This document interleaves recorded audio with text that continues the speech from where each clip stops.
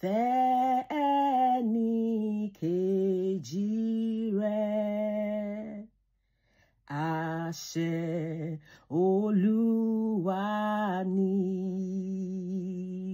ó ṣàfàrà rẹ̀ ṣàpẹrẹ ní fífẹ́ tó fẹ́ wá.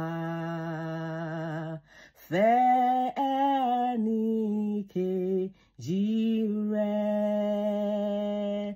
níre tàbí níkà.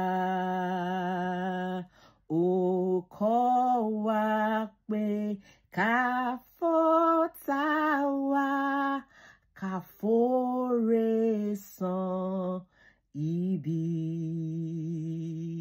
Ká fẹ́ ẹnìkejì wa. Bí Jésù ti fẹ́ wá. Jésù ṣàfàwọ́n ọ̀tá rẹ̀, ó sì súre fún wọn. Fẹ́ ẹnìkejì rẹ gẹ́gẹ́ bí ara rẹ lolúwa wí. Ẹ ṣé bàbá.